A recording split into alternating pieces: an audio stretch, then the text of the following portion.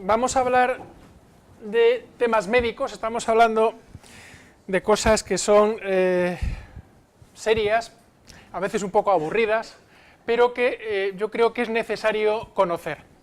Y cuando digo que va a ser esto quizás un poco más aburrido, es porque voy a hablar de temas claramente médicos. Así como la ponencia anterior que hicimos pues era más simpática o más, en fin, más atractiva para casi todo el mundo, aquí me voy a meter ya en temas más médicos, que pueden ser, ya digo, en cierto modo áridos, pero cuando ya comenté antes que teníamos que ir a la evidencia científica, también comenté que era algo pesado, que era árido, que era trabajoso, y bueno, pues ahí está la prueba de que efectivamente puede ser un poco trabajoso.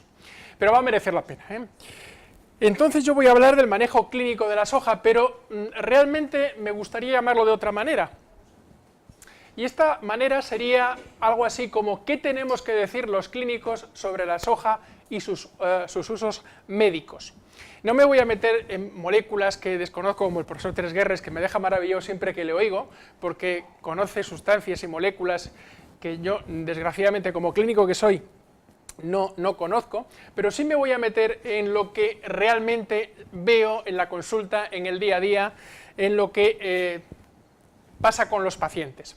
Comentarles también que esta ponencia es casi una clase que está colgada en un curso online de la Complutense de Madrid. Me invitaron como profesor invitado a dar un curso sobre ginecología y bueno, es un curso online y bueno, pues gran parte de lo que les voy a comentar ahora pues procede de esa clase.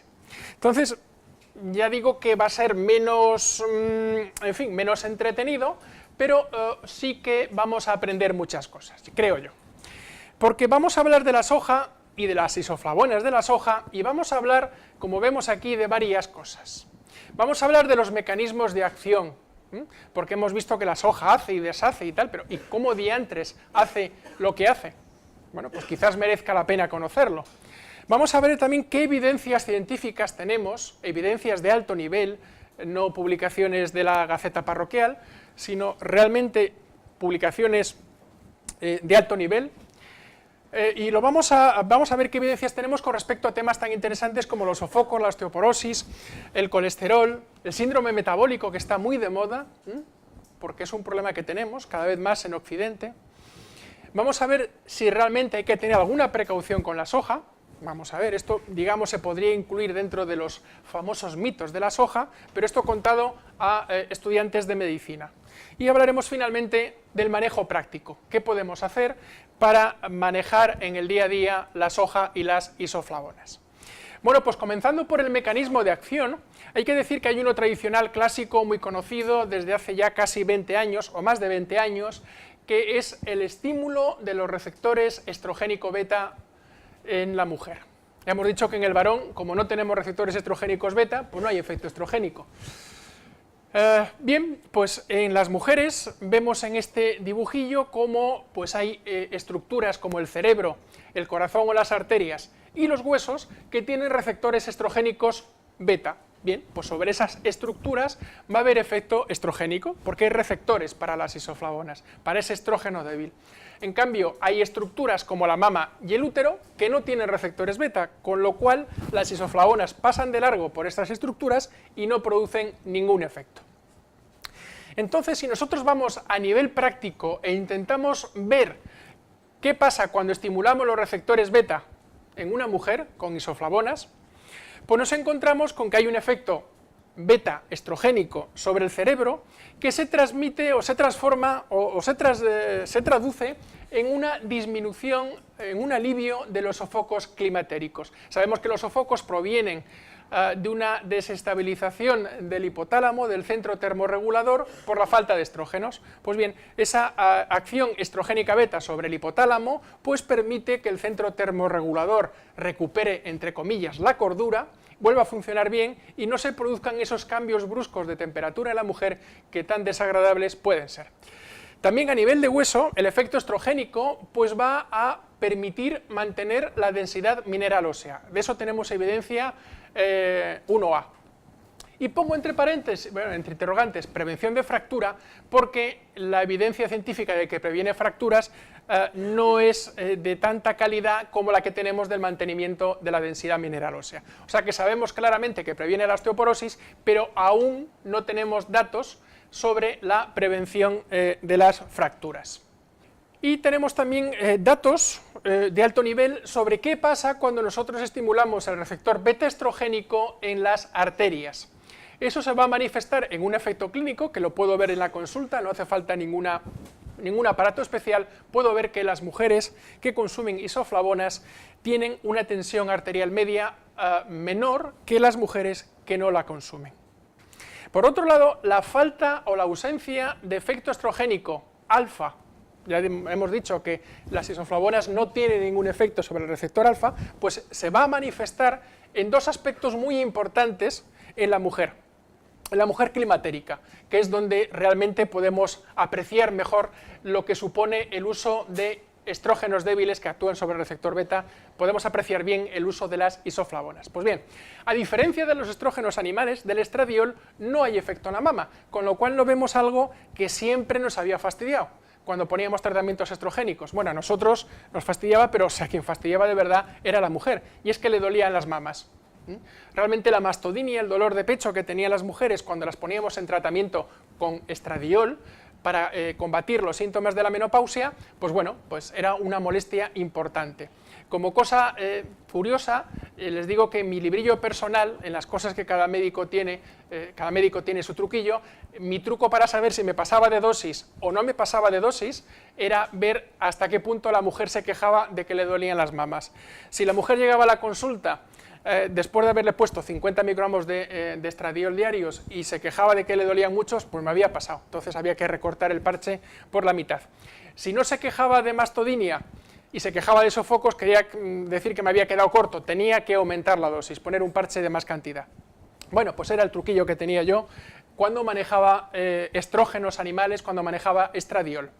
Aparte de la mastodinia, otro efecto que veíamos en los estrógenos animales, en el estradiol, es que la mama se volvía a hacer joven, recuperaba la densidad mamaria. Si uno ve una mamografía de una mujer de 30 años y de una mujer de 70, las diferencias son abismales. La mamografía de la mujer de 70 es muy poco glandular, mientras que en la de 30 es ricamente glandular. Si alguna de ustedes o alguno de ustedes se ha planteado por qué no merece la pena o por qué no es rentable hacer cribado de cáncer de mama o mamografías en mujeres jóvenes, en mujeres por debajo de la menopausia, la razón es muy sencilla, y es que la mama de una mujer joven es muy densa, es muy glandular y no se ve un pimiento. Puede tener una mujer un cáncer de mama inicial y pasar desapercibido porque hay tanta cantidad de glándulas que realmente no vemos lesiones. En cambio, en la mujer menopáusica esas glándulas están atróficas, la mama se puede apreciar muy fácilmente, es muy poco densa y si hay lesiones las vemos fácilmente. Por eso, realmente la mamografía en mujeres antes de la menopausia tiene muy pocas indicaciones. Bien, y lo mismo ocurre con el cáncer de mama. El cáncer fue lo que realmente terminó con la terapia hormonal sustitutiva, con los parches de estrógenos. Allá por el año 2002 se publicó un estudio, un ensayo clínico bien diseñado en el cual se demostraba, teníamos sospechas ya, pero no teníamos ninguna evidencia clara, determinante, pero ya en ese estudio bien diseñado, un ensayo clínico realmente bien hecho, se demostró que los estrógenos animales aumentaban el cáncer de mama. Y eso fue ya, bueno, salió en todos los medios, lógicamente, y aquello fue el frenazo, el parón definitivo a los estrógenos. Las mujeres ya no querían estrógenos y los médicos ya no queríamos mandarlos, porque ya había una evidencia clara sobre el cáncer de mama y su relación con los estrógenos. Del mismo modo, los estrógenos pues producen proliferación del endometrio y dan lugar a sangrados, los estrógenos animales, el estradiol. Bien, pues las isoflavonas no producen ningún efecto sobre el endometrio, no producen nada, dado que el endometrio, dado que el útero no tiene receptores beta, solo tiene alfa, con lo cual, como les digo, las isoflavonas pasan de largo, no se detienen a estimular esos receptores estrogénicos. Por eso no hay proliferación del endometrio, por eso no hay sangrados. También por eso se puede dar en mujeres que han tenido miomas, que antes no lo pensábamos mucho, cuando a una mujer menopáusica le poníamos tratamiento con estrógenos, por lo habitual es que los miomas volvieran a crecer, la mujer se quejara y bueno, ya venía el lío. Pues con las isoflavonas ese problema no lo tenemos, nunca se nos ha planteado, dado que los miomas no tienen tampoco receptores beta, no tienen ningún efecto las isoflavonas. Y por último, pues lo mismo ocurre con la endometriosis, una patología benigna en la mujer, pero muy frecuente y muy desagradable, que se ve agravada cuando damos estrógenos animales, cuando damos estradiol, y que no tiene ningún efecto, las isoflavonas no tienen ningún efecto sobre la endometriosis, no la agravan, con lo cual, estamos absolutamente tranquilos cuando utilizamos isoflavonas en mujeres que han tenido endometriosis. Este es el mecanismo tradicional y fundamental por el cual se ha explicado siempre todo el tema de la soja, pero sabemos que hay más mecanismos, hay bastantes más. Yo les voy a contar otro, aunque hay muchos, Por ejemplo, el tema de la inhibición de algunas enzimas que intervienen en la replicación celular de células mutantes, inhibiendo la topoisomerasa y todas estas cosas, pero no me voy a meter en eso. Pero sí quiero comentar un mecanismo de acción que, si bien es poco comentado en general, realmente no van a ver en muchas conferencias ni muchos libros, van a ver este mecanismo de acción. Sin duda alguna, esto nos va a explicar uno de los efectos que posiblemente va a marcar el futuro de la soja en la sociedad occidental, que es el tema de la obesidad y el síndrome metabólico. Ya se ha dicho, y nos lo han presentado hace nada 2 minutos, algún metaanálisis, en concreto el de Yu, donde se ve que la soja contribuye a perder peso, al mantenimiento de un peso correcto, y contribuye a aliviar el síndrome metabólico. Bien, pues esos efectos sobre los glúcidos y los lípidos, sobre el peso, va a venir dado por este mecanismo de acción. Ya digo que no lo van a encontrar muy a menudo, pero es un mecanismo de acción muy importante.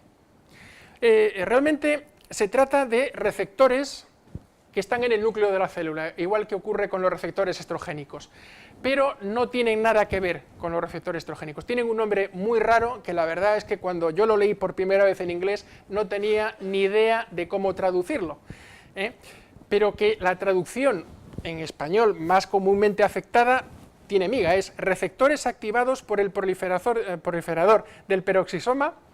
Claro que no lo decimos así, y utilizamos las siglas en inglés, los receptores PIPARs, es lo que decimos. Siempre hablamos de los receptores PIPARs. Estos receptores tienen moduladores fisiológicos, como los ácidos grasos, que pues se activan en función de la cantidad de ácidos grasos libres que hay en la sangre.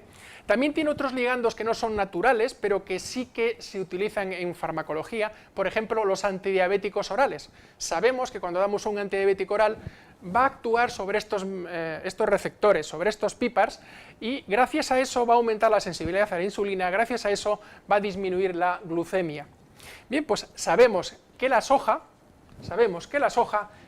las isoflavonas de soja en concreto, interactúan con este tipo de receptores nucleares. Y ya digo que van a explicarnos el por qué produce pérdida de peso, porque realmente lo de los estrógenos, el mecanismo estrogénico, se quedaba cojo en muchos aspectos.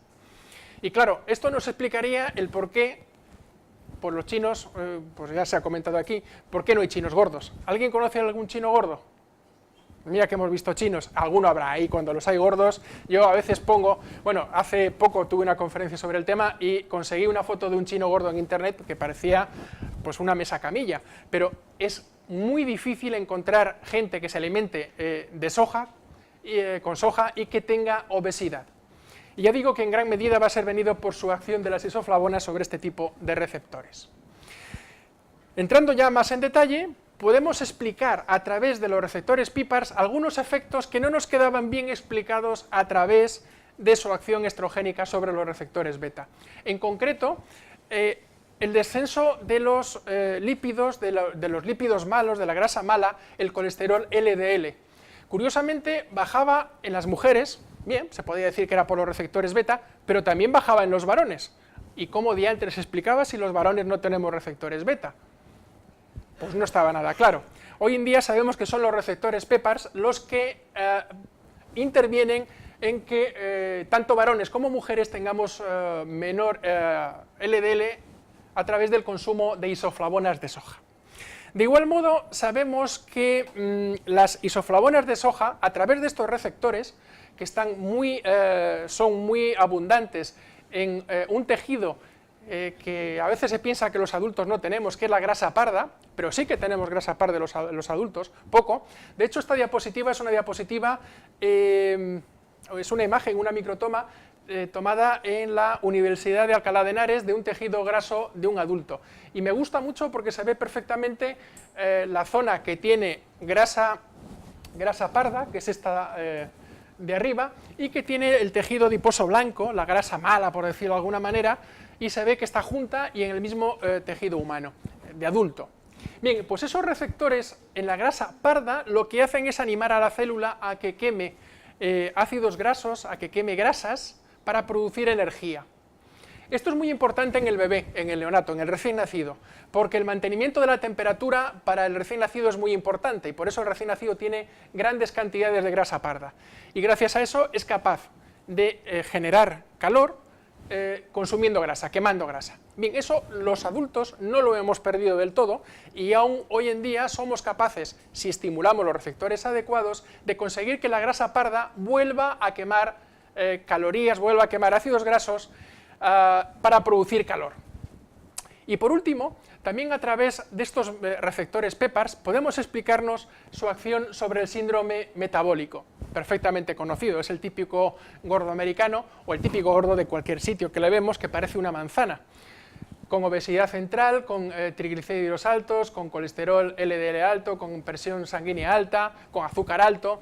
Bueno, eso yo creo que los que estamos en la clínica lo hemos visto en mujeres, en varones, y realmente es una auténtica epidemia en las sociedades occidentales. Lo que nos mata, en gran medida, es la consecuencia del síndrome metabólico. Bien, y tendremos que buscar los ensayos clínicos, los metaanálisis, los datos de alto nivel que nos digan pues, si realmente esto que suena tan bonito a través de los mecanismos de acción tiene una repercusión clínica o sencillamente son pajas mentales, me permiten ustedes la expresión, que nos hacemos los clínicos, pero que luego de verdad no es así. Por eso, lo que me planteé en la clase para los estudiantes de medicina, pues era sencillamente presentarles las evidencias y además de una manera muy fácil de localizarlas. Ven ustedes que las direcciones de la página web son todas de la Biblioteca Nacional de Estados Unidos, donde está el PubMed, que es la base de datos médica mayor del mundo y es la que más utilizamos en general todos los clínicos. Siempre que queremos saber algo, pues nos vamos al PubMed, y a través del buscador enseguida encontramos información sobre lo que queremos. Entonces, todos los datos que voy a poner, verán ustedes que están sacados del PubMed, de la Biblioteca Nacional de Estados Unidos. Bien, ¿qué ocurre con respecto a los sofocos? Bueno, la teoría nos decía que a través de los receptores estrogénicos beta del hipotálamo debería aliviar los sofocos. Bien, pues la evidencia científica es que sí, y de hecho tenemos 4 metaanálisis, no uno ni dos, 4 metaanálisis que nos dicen lo mismo, que las isoflavonas de soja son capaces de aliviar los sofocos que tienen las mujeres climatéricas.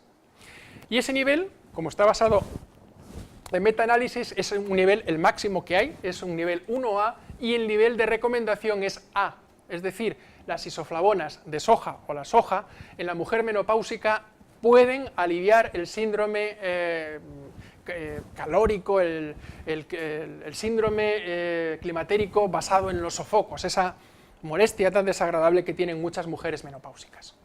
¿Qué ocurre con respecto a la osteoporosis? La masa, la densidad mineral ósea, la masa ósea.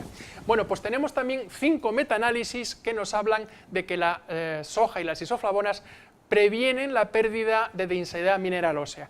Son estudios basados o bien en densitometrías óseas, o bien en marcadores de destrucción, o bien en marcadores de formación.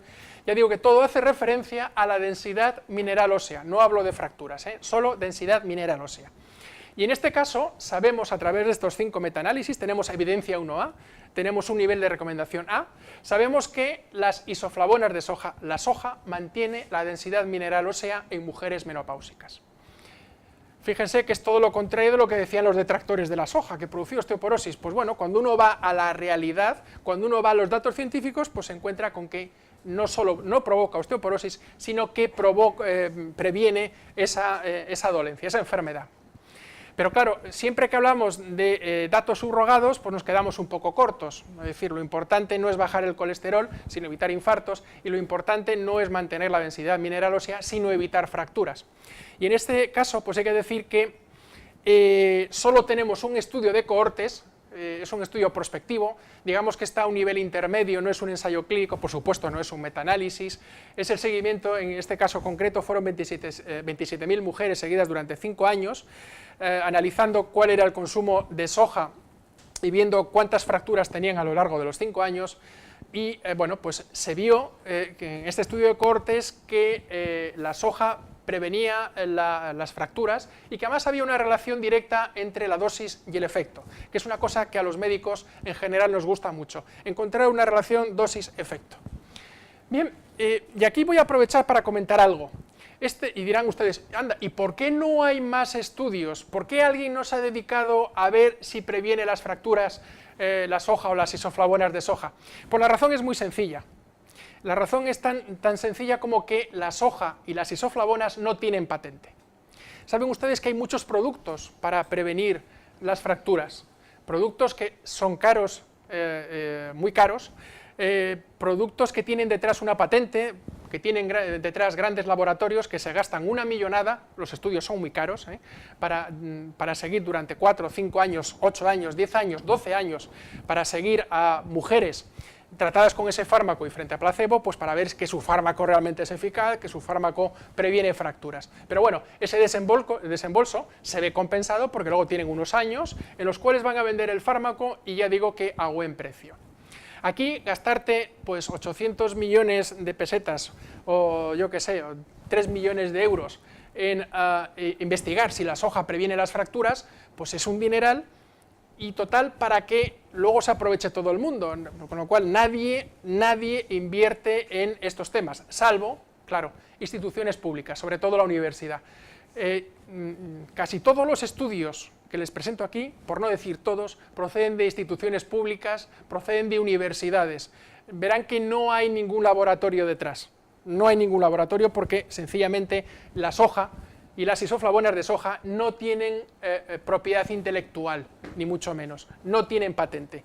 Es algo que está ahí, es un regalo de la naturaleza y no son de nadie. Bien, pues como les decía, en este estudio de cohortes, pues se veía cómo había una relación clara entre dosis de isoflavonas y disminución de fracturas. Pero ya digo, es un estudio de cohortes, no es un ensayo clínico, con lo cual nos quedamos en un nivel de evidencia 2A. No es un mal nivel, pero desde luego no es una evidencia magnífica, no es la mejor evidencia que pudiéramos tener. Por eso, para prevenir fracturas, solo tenemos un nivel de evidencia, o de recomendación, mejor dicho, B.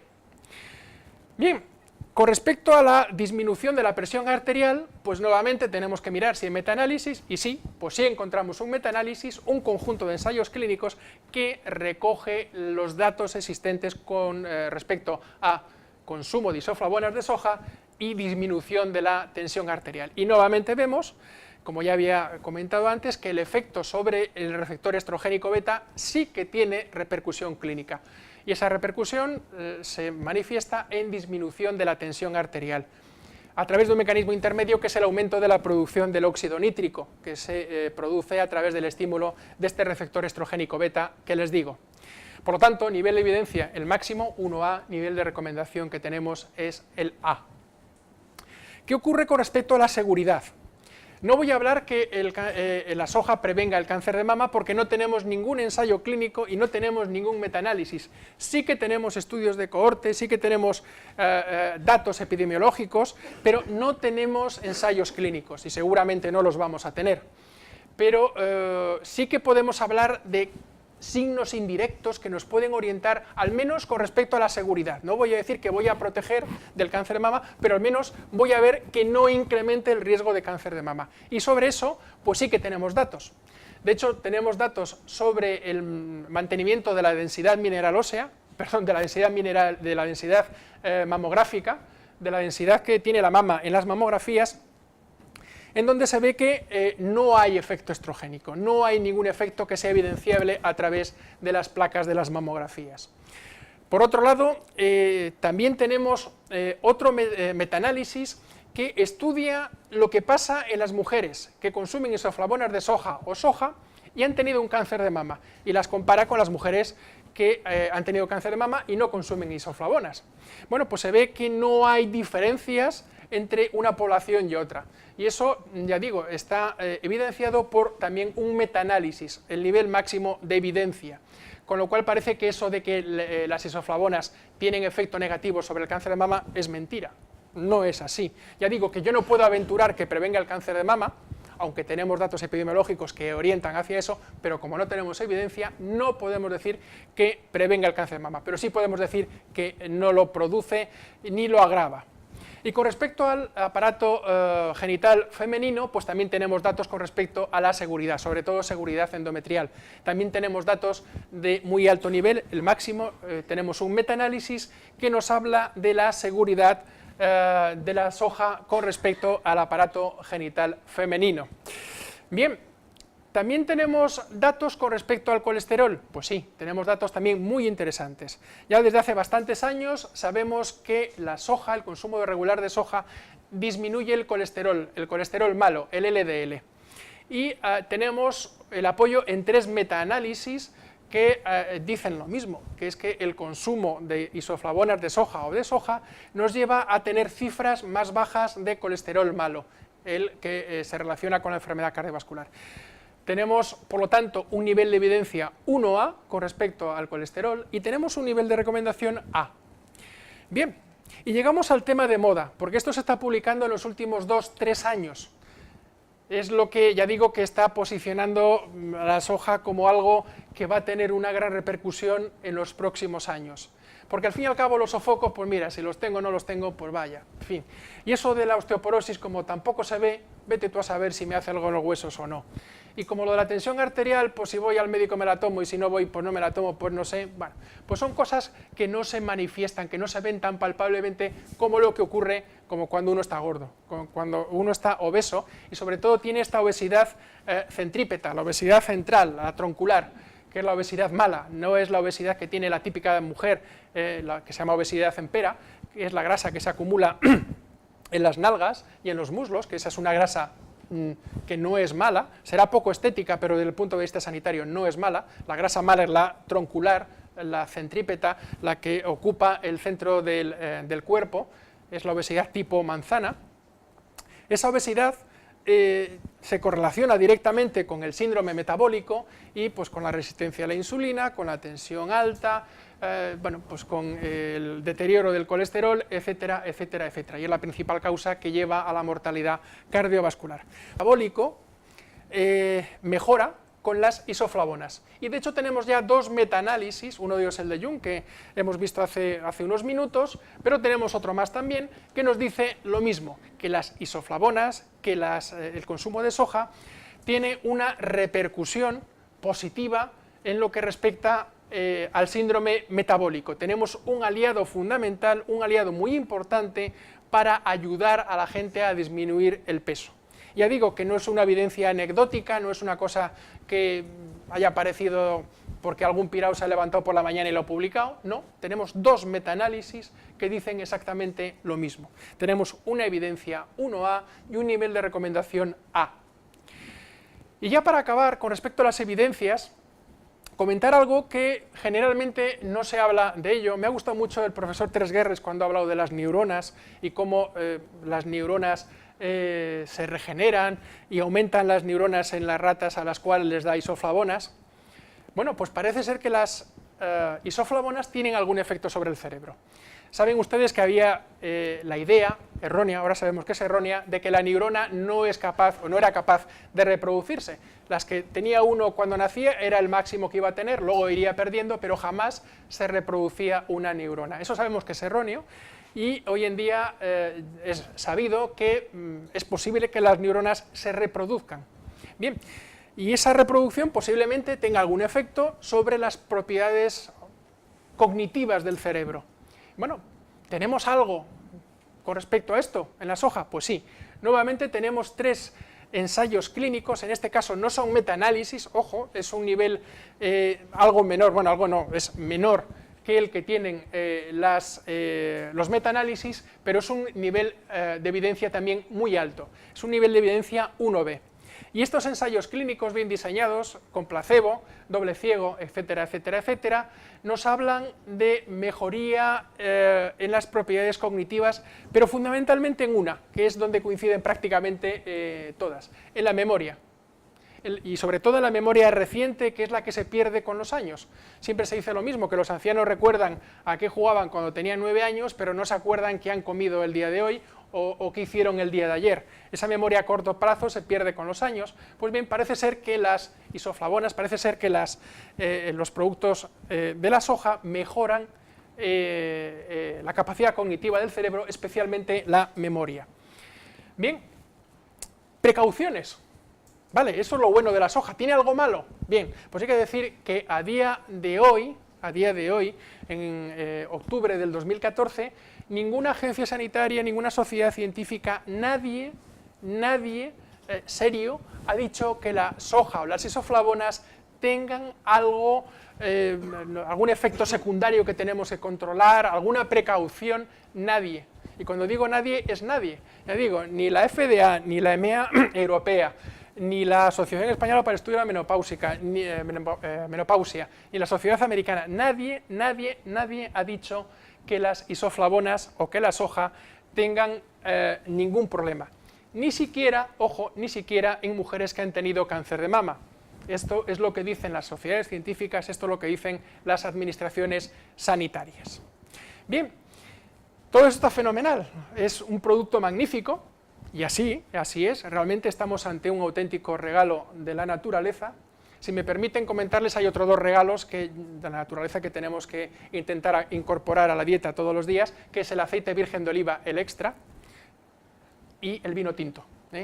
Sería lo ideal. Una dieta con legumbres, con soja, con vino tinto y con aceite de oliva, vamos, y vivimos no sé cuántos años viviremos, profesor Tresguerres, ni se sabe, ¿no? Los que sean, pero muy bien. Eso es. Viviremos sanos y guapos muchos años. Bien, pero yendo al meollo de la cuestión, la dosis de isoflavonas se conoce. ¿Cuánto hay que tomar de isoflavonas para obtener realmente beneficios? Para ver que baja la tensión, para ver que se quitan los sofocos, para ver que no se pierde masa ósea.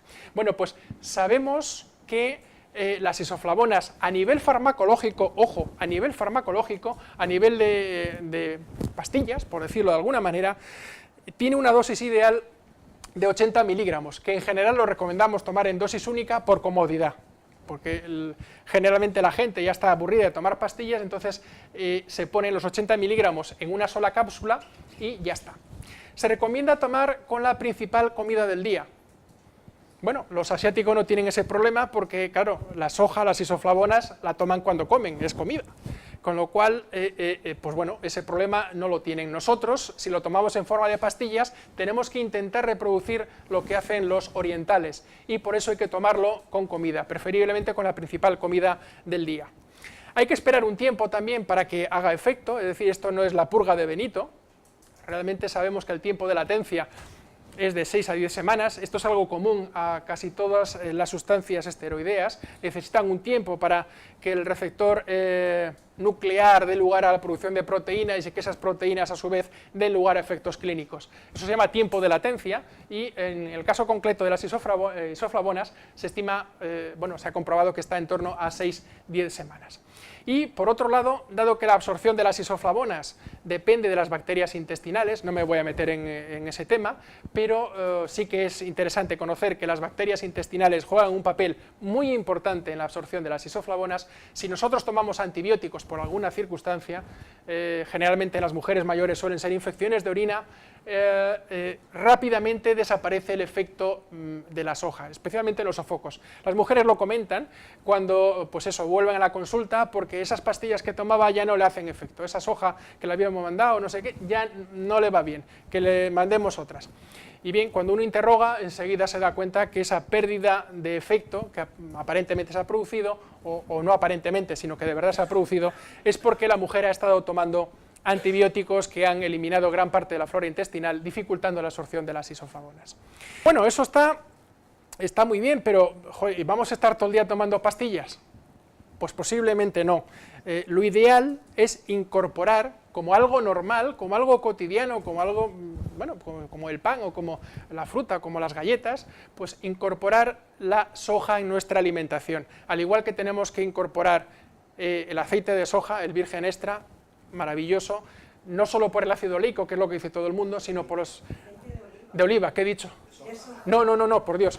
No digo nada de aceite de soja, que eso sería otro tema también muy interesante, hablar de la lecitina y de los lípidos de la soja, pero no hay lugar. El aceite de oliva. Siempre se habla de que el aceite de oliva es muy bueno porque tiene el ácido graso, el ácido oleico, y es verdad. Pero no se menciona casi nunca los ácidos grasos poliinsaturados de cadena corta, los PUFAs, que posiblemente tengan más importancia que el ácido oleico. Pero bueno, aceite de oliva y vino tinto. Vino tinto. Tiene resveratrol, que también es un tipo de isoflavona o de fitoestrógeno, mejor dicho, y tiene taninos, tiene un montón de sustancias que protegen el corazón. Por lo tanto, hay que incorporar a la dieta de manera habitual soja. Hay que incorporar también vino tinto y hay que incorporar también aceite de oliva virgen extra. ¿Cómo incorporamos la soja? Es complicado, ¿eh? Es complicado porque si uno vive en Barcelona, vive en Madrid, pues no tiene problemas, va al Corte Inglés y en el Corte Inglés encuentra, en el Club del Gourmet encuentra de todo. Encuentra semillas de soja, encuentra tofu, encuentra lo que quiera. Pero claro, ¿y qué pasa con el señor que vive en un pueblecito del norte de Gerona? ¿O qué pasa con el señor que vive en Villabotijos del Río, en Badajoz? ¿Cómo va a tomar soja esa familia? Bueno, pues en ese sentido hay que reconocer que la industria alimenticia ha facilitado enormemente las cosas. Antes le comentaba a un periodista que yo empecé a consumir soja, yo empecé a trabajar en todos estos temas hace unos 14 años, me acuerdo que algún compañero mío decía, Javier, oye, con lo serio que pareces tú, ¿y ahora te dedicas a las hierbas? Cuando empecé a escribir algo sobre las isoflavonas, bueno, pues ya hace unos cuantos años, bueno, empecé a estudiar el tema, y yo quería consumir soja porque realmente veía que era beneficioso.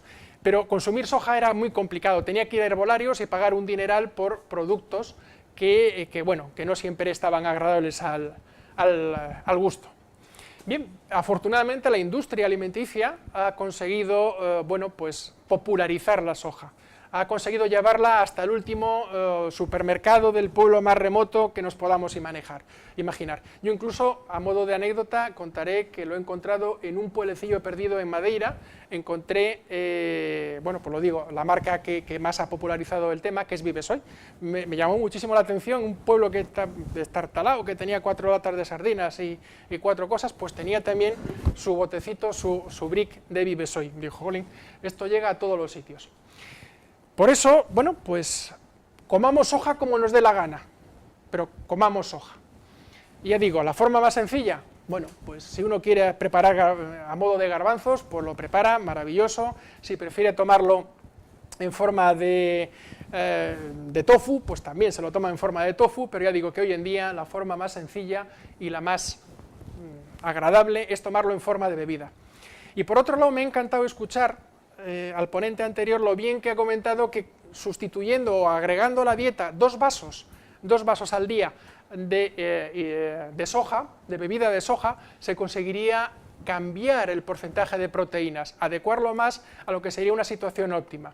Y me ha alegrado mucho escuchar eso porque lo desconocía, no sabía que esos 2 vasos de leche podían producir ese cambio a nivel del consumo proteico, porque justamente son 2 vasos de leche de soja o bebida de soja las que aportarían esos 80 miligramos de soja. Siempre y cuando la bebida de soja sea bebida de soja de calidad, porque también les aconsejo que a la hora de comprar lean ustedes la composición, porque hay bebidas de soja que tienen el 3% de semilla de soja. Bueno, sí, es bebida de soja, pero en fin, lleva de soja el nombre y poco más. Lo mínimo que se le debería exigir a alguien para que realmente pudiera decir que lleva soja o que es bebida de soja es que al menos llevara el 10%. Si lleva menos, pues bueno, pues podrá decir que es bebida de soja, pero realmente desde el punto de vista nutricional o médico, pues no es bebida de soja. Le falta isoflavonas, le faltan realmente el contenido de soja que debería tener para ser una auténtica bebida de soja. Bueno, pues nada, acabo ya aquí, señores, consuman soja, recomiéndela a sus hijos, a sus familiares, a sus amigos y ustedes mismos tómensela. Nada más, muchísimas gracias.